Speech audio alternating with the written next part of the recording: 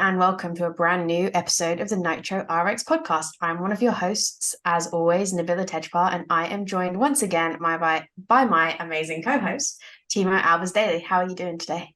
Doing pretty good, thank you. Looking forward to having a little bit of a chat on Nitro RX now that we've finished the season. Oh, absolutely. I think we have many things to talk about with regards to what we thought of the season, how it ended. Just kind of here to give you all our thoughts and a little roundup.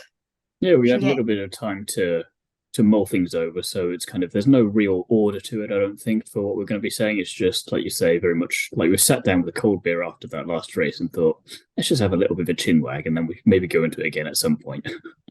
Oh, absolutely. And we are not short of a few things to talk about No. because there's definitely certain things that I need to voice my opinion on. Poor Chris Speak. We'll get into it.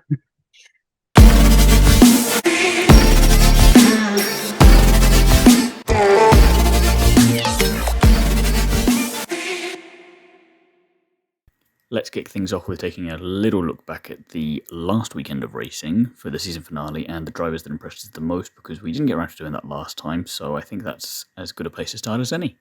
Drivers that impressed us the most, I will kick things off with what has to be the only driver I could possibly legitimately choose here. It's other me. It's Timo Scheider, P3 on debut, and then just the overtake on Saturday where he just got so involved with it and he got his elbows out and embraced Nitro Rallycross and everything it kind of stands for immediately there. And it was just great to see. And again, decent performance on the Sunday as well. And like I was saying earlier on in the episode, he got very close to other drivers in the championship standings that have been there all season long. I need to check. Maybe we'll have an off-season episode. I'll find out when we do that as to how close he was. But he got like 93 points across the weekend, and you just think, I know you got a P3, mate, but bloody hell, that's impressive.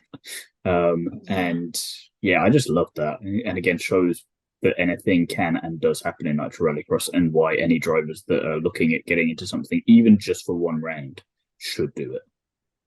Oh, 100%. And then obviously the driver that impressed me the most, it has to be Robin Larson. I mean, coming into this, he hadn't been super consistent in the past few rounds. There was a couple P4s in there, but he's the favourite to win. Obviously, he was top of the standings, but to have such a horrific Friday, crashing out and then knocking it must have knocked his championship hopes. There's no reason that he would have sat there and gone, oh, I can call it back. And then even on Saturday, then not ending up on the podium again. Like you kind of sit there, and even I was a bit like, I'm taking the worried mick now. But yeah, I'm not disappointed if Baccarat wins, but you were my hopes are on you. It was his championship to lose.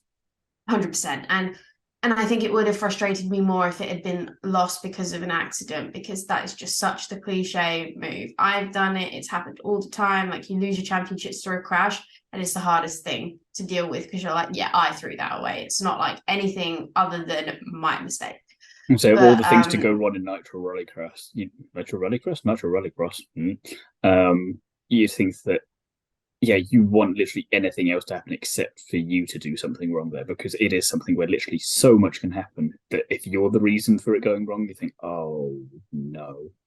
Yeah, but as always, he knew he was the one to beat and he brought it back home. And I'm did it when very it happy with counted. that. And it was very nice as well Absolutely. to see the blocks giving him the trophy at the end there, which they've now renamed like the Ken Block Trophy for the Nitro Rallycross Championship as well. It's another nice touch there. And oh, absolutely. It was just, again, massive trophy, which it seems very fitting on all parts there now, not just for Nitro Rallycross, but with Block and with Larson getting it, and how they all just knew each other and they got along so well, and it fit nicely.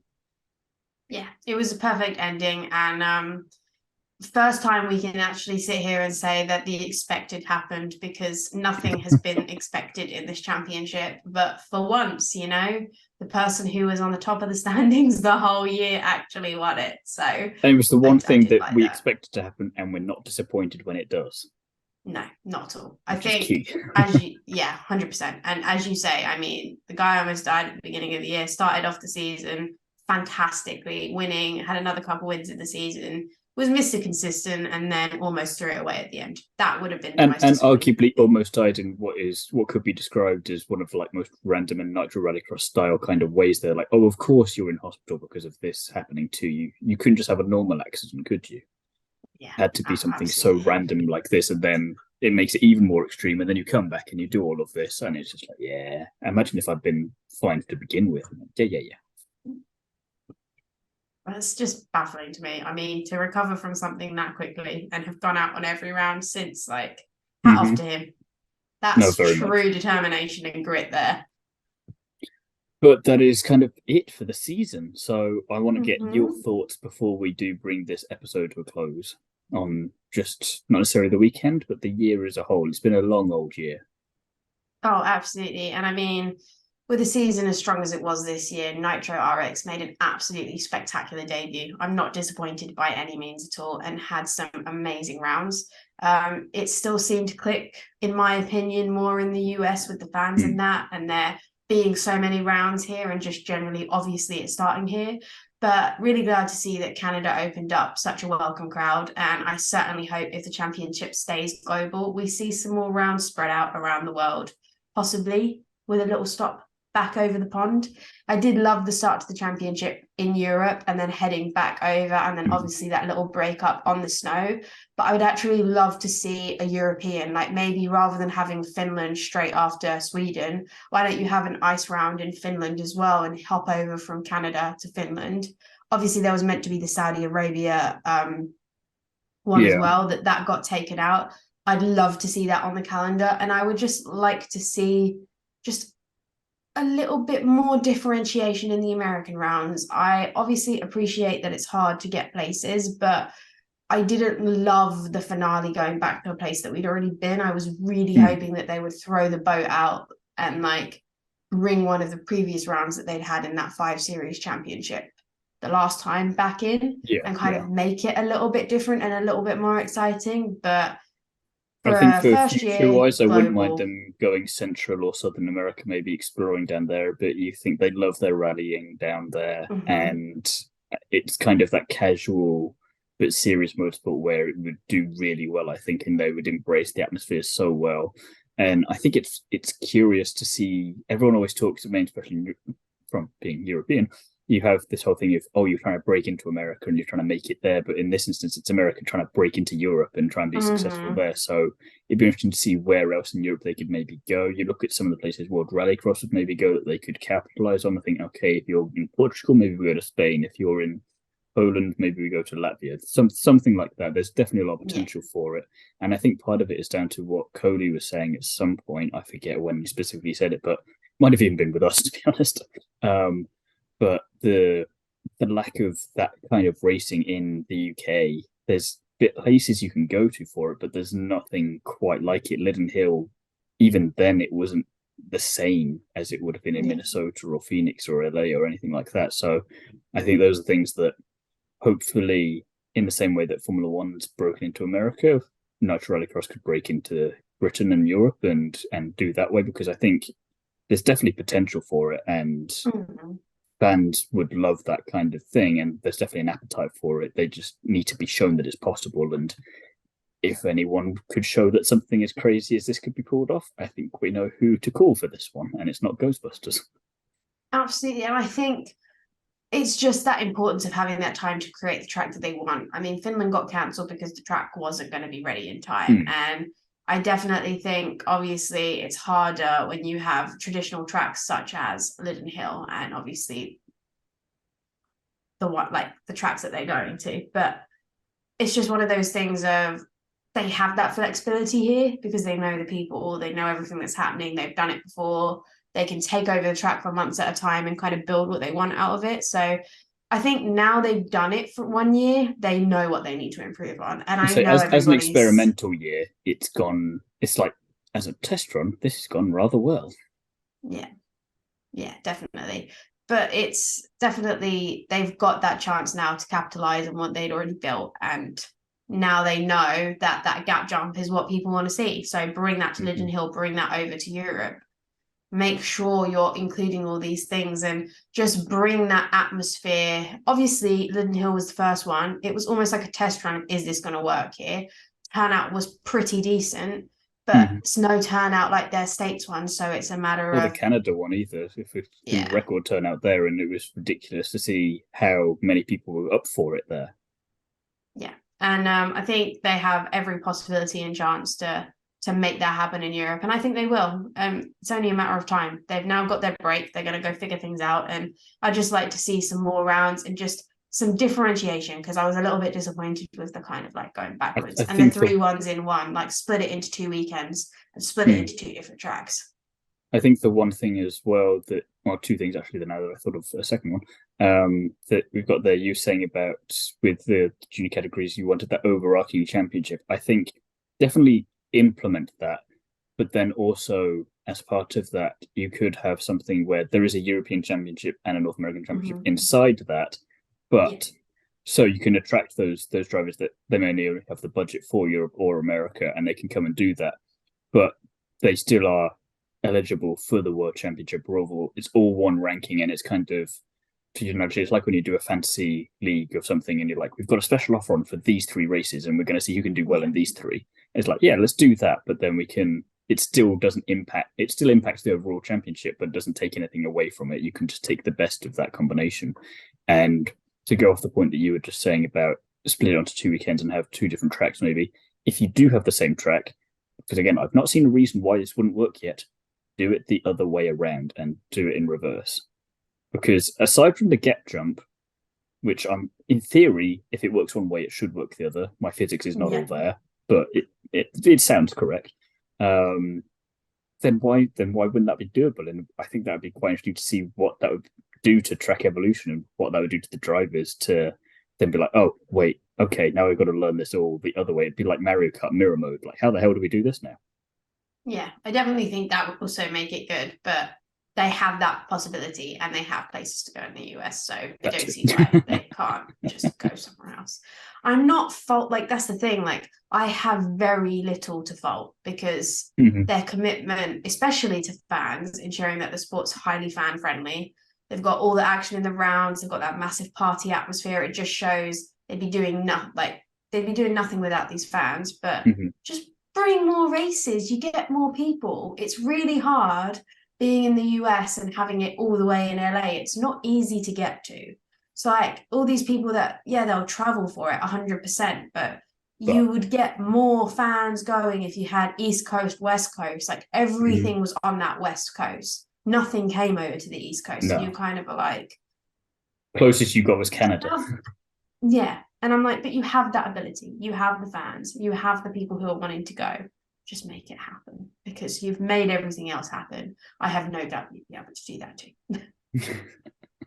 No, definitely. And I think the other thing that was great for them for fan service as well was the reason that we got the triple header for the finale was the fact that we couldn't have points at the second round in Canada because they were a bit unsure about the conditions weather-wise, but they still went out there and thought, right, we've got a record like breaking crowd attendance. We want to put on a show for them. They Mm-hmm. came out for us. We need to deliver now. So we'll still go out and do what was essentially on the exhibition match that we thought we would get in the finale for a couple of other categories.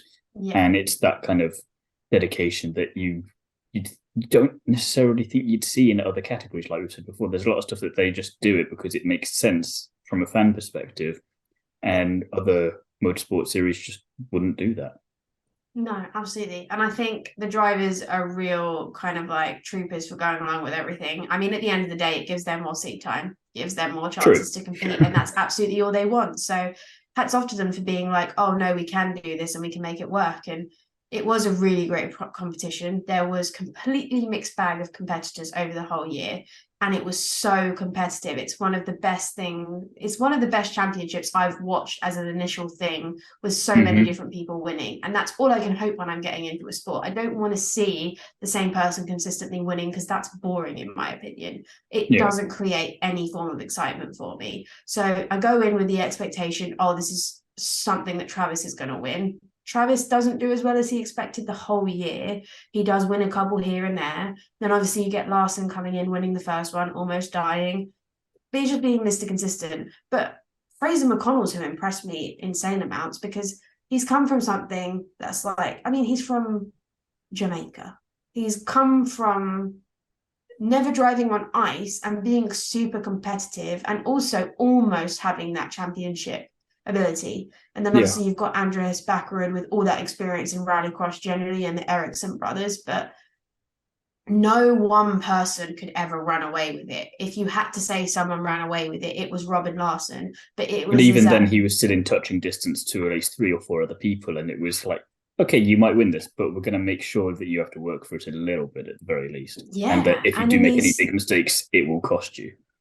and that was very much on show this weekend. He probably went in going, "Oh, I only have to worry about a double header," and then they threw another one at him. And in the first one is when he has his issues. Like, you're probably sat there going, "Damn, I wish we didn't sign up for this now." But So we also, started you to know mean to what? continue. I take it back immediately. We don't start having me to continue. Yeah, but it's just overall, I think it's been a fantastic season, and I And you've personally got can't wait for optimism a for new one. next season as well. Oh, absolutely, 100%. I'm not in any way, shape, or form worried about next season. Like, I don't sit there and go, "Oh, it didn't end up how I wanted it to turn out," or vice versa. Even if Larson didn't win and that was the person I was backing, I would still be thoroughly excited for next year, without a shadow of a doubt. Even for a couple of the drivers that might not have impressed you as much as you wanted them to this year, are you still cautiously optimistic for them, or are you gonna abandon ship? No, I am still cautiously optimistic Double for down. Bennett, Martell, and me. 100%. I think they've had this year to kind of learn everything. I know they came in as the underdogs, technically. I mean, a lot of the other people they were competing against did have a lot of experience on this. The Ericsson brothers had done Nitro before. Backerud's been over there a couple times. Larson just has that understanding. It was new to Bennett because he's only been in the traditional rallycross sense over in Europe. And Martel, he had done a couple of rounds, but he's still young, he's still learning. He's not at that level of being primed yet. But now I think they've had that chance, they've had that learning. I'm expecting big things from them next year. And I very much hope they deliver because I You don't you see why sound they like a can't. teacher that's thinking you better get good grades next year, or I'm coming for you. I wouldn't, it's just hope for them, because I don't see them in any way, shape, or form of having not They've got the potential, they they've got the capabilities to do it. 1,000%. And I think that's where it's at. I mean, it's not like they've not each won something here or there. They've been This winning ain't their first LC. rodeo. Yeah, exactly. And I'm like, all right, I just want to see more. I just want to see more. And I hope Meek does come back. And honestly, I hope Jensen gives it another go. It'd be nice. I mean, again, he's trying lots of different things out at the moment and realizing all of them are trickier than he thought they were. It's like, oh no, what have I got myself into now? But I've committed for a bit, and now but again, it would be nice, like you say, if we did just have like mini championship inside the global championship, even if you Yeah. just want to do the North American ones. Yeah, just come in. We'll let you in slowly and gently, and come on, come on. Yeah. I think that's an episode we'll do at some point in the off season about drivers that we'd like to see jumping in. We'll go into a bit more detail on that one because we've got some ideas from other people that we've talked to, and we've got our own ideas, and I think we're probably forgetting one or two as well. So I think that'd be a fun chat. Absolutely. And I just hope to see more drivers making that switch next year. They have the Mm-hmm. capability, they have the option to have more drivers coming in, more teams. So I'd like to see it. Oh, definitely, and as well, again, not just names that we know, but a lot of names that we probably both didn't know at the beginning of this season, and now we're not going to forget them anytime soon. So it's a brilliant stomping ground to prove yourself. And if you need like a little bit of a refresher, come in and do that. And it's the kind of racing that, regardless of whatever else you normally do, it will probably help you. And I mean, we always say about how the more different breeds of motorsport you do, the better of an overall driver you'll become. But with this one, Yeah. because there's so much craziness so much of the time, that it's guaranteed to help you one way or the other, even if you have a terrible weekend. Oh, absolutely. And I think that pretty much brings us on to bring on the 2023-24 season because I'm already ready for it. Yep. Yeah, no, I'm ready when you are, to be honest. So yeah, that's the perfect place to end this, and we will be back with some more episodes in the off season once we figure out what they are and what they look like, and we'll keep the content coming on socials as well. We've been a little bit dry in there recently. That again, we've been just in shock and awe from the last round, so we need a bit of time to recover, but we will get back on that a little bit now. But in the meantime, if you want to find the both of us, check the episode description in the notes below, wherever you're watching or listening to this, and you will see all of the links there. And unless you've got anything else, I think that just about ends this monster episode. Oh, absolutely. Just thank you for all listening and joining us on what was an incredible 22 to 23 season. And we'll be right back with you with more content. And also, we're both dying for the new season. So you'll definitely be seeing more of us. Yeah, definitely. And I think we'll be trying to do exactly what Nitro RX is doing and come back bigger and better next season. 100%.